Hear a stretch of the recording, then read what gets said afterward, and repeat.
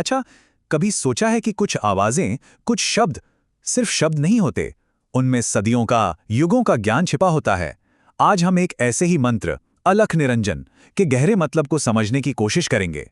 तो ये हैं वो शब्द, आदेश, अलख, निरंजन। सुनने में शायद एक नमस्कार या कोई अभिवादन लगे, पर ये उससे कहीं ज्यादा है। ये नाथ परंपरा के योगियों के एक बहुत ही शक्तिशाली मंत्र का, कह सकते हैं, दिल है। एक ऐसी ध्वनि जिसके बारे में कहा जाता है कि वो पूरे ब्रह्मांड से जुड़ जाती है। तो सवाल यही उठता है कि आखिर इन पुराने शब्दों में ऐसे कौन से राज छिपे हैं? चलिए साथ मिलकर इस मंत्र के एक एक पहलू को खोलकर देखते हैं। तो सबसे पहले बात करते हैं इस मंत्र की शक्ति की, इसकी पावर की, क्योंकि इसका एक बहुत गहरा मकसद है। एक ऐसा मकसद जो साधना करने वाले की पूरी जिंदगी बदल सकता है। देखिए, ये मंत्र सिर्फ बोले जाने वाले शब्दों का एक सेट नहीं है। इसे एक आध्यात्मिक औजार, एक टूल की तरह समझिए।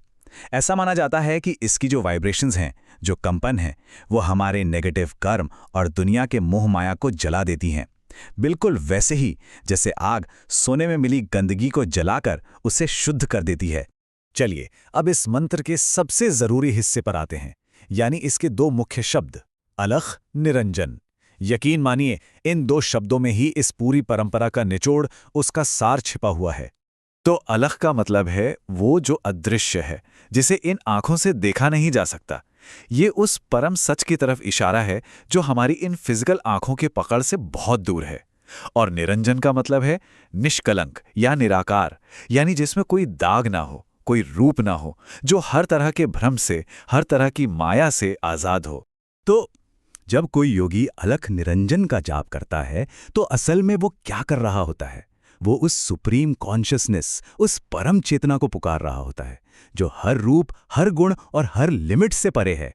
ये एक तरह से ईश्वर को उसके सबसे शुद्ध, सबसे मौलिक रूप में याद करने का तरीका है। और वो पहला शब्द, आदेश, उसका क्या मतलब है? ये असल में नाथ योगियों का एक पारंपरिक अभिवादन है।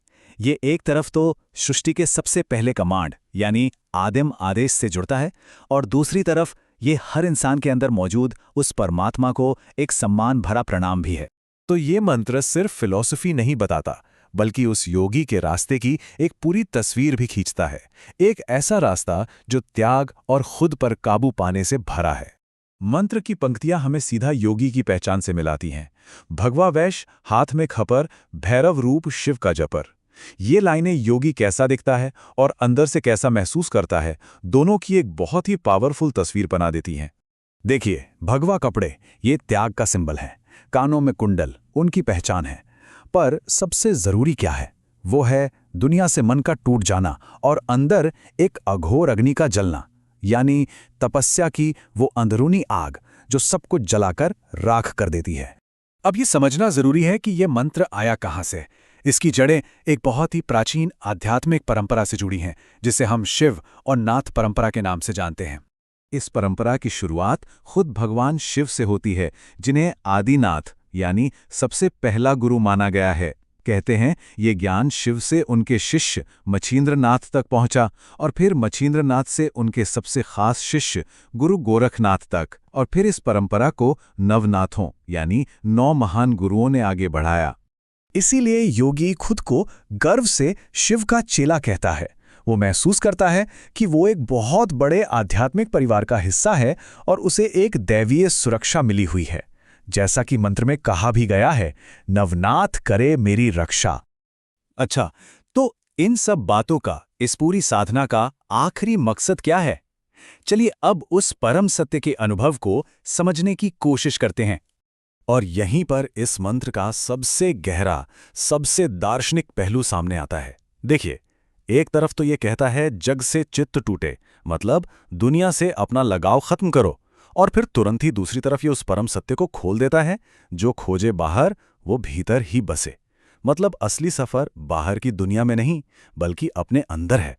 तो फिर इस अंदरूनी सफर का नतीजा क्या होता है? इसका जवाब भी मंत्र ही देता है। सब में समाया एक ही प्रकाश। ये अल्टीमेट रियलाइजेशन है, परम अनुभव।